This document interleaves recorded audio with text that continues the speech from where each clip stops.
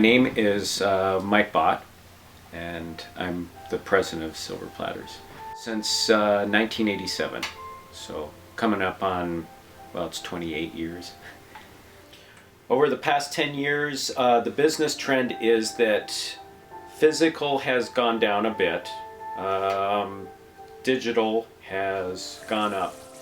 My name is Rich Barton. I have been on the board of directors of Netflix Corporation for 15 years. The really big thing that made Netflix was when the internet came along in a big way for movies and television shows, and Netflix moved from a DVD by mail service to a streaming video service. So why do people choose Netflix over a video store?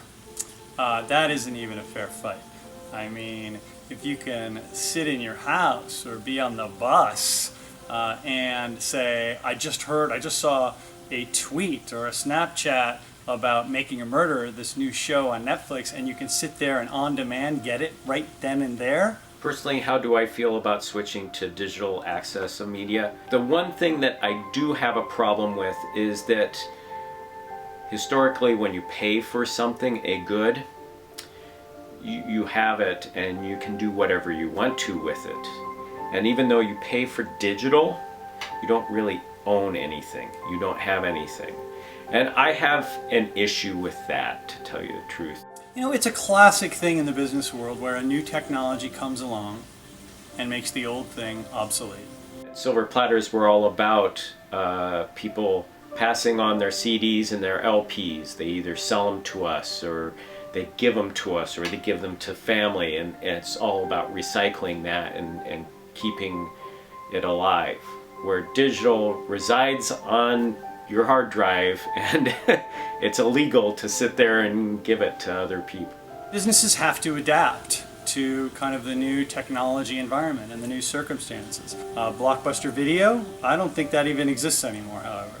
So Blockbuster went out of business. They didn't figure out how to make that transition, what in the business world we call crossing the chasm, crossing the technology chasm. They didn't figure out how to get across the chasm to be able to survive in the digital world. My name's Matt Lynch. I'm the marketing coordinator at Scarecrow. I've worked here since 2003, so I'm working on 13 years. Being a nonprofit does for us is it allows us to do things like have volunteers, sell memberships, take donations from charitable organizations, things like that, and offer tax-free donations and stuff to people. And it also positions us as something that's more than just a video store. We're not just a place where you go rent a movie, it's more of an archive. I do think that there's a chance of the video store disappearing and becoming extinct. Well, over the last 10 years, the general business trend has been declining. You know, streaming and things like that have definitely eaten into the physical media business and the video rental business for sure.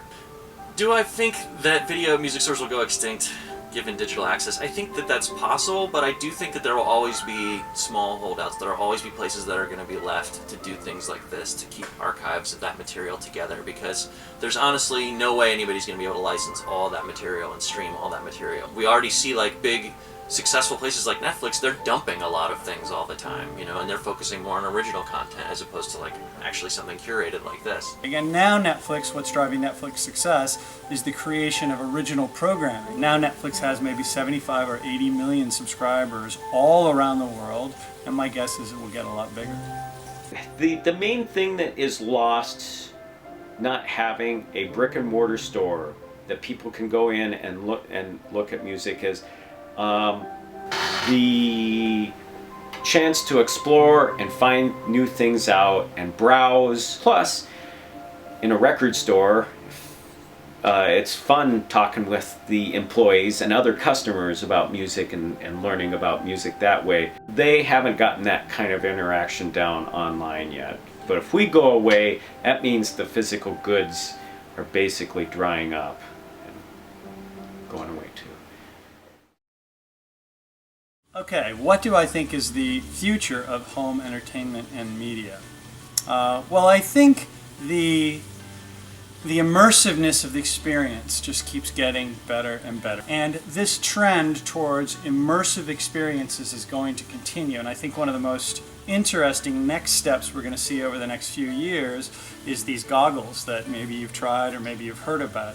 exist. And so right now, creative content creators and technology people are thinking about what apps and what programs and what content can I produce for this brand new platform, and how can I engage people. What is the future of home entertainment? I have no idea what the future of home entertainment is. I mean, I think there's always going to be a market for people to stay home and watch a movie at home. Whether one way or another they're going to get that. I have no idea what that's going to look like, 10, 20 years from now. But hopefully a place like this can still find a place to be, still find a way to exist. In my opinion, what is the future of entertainment?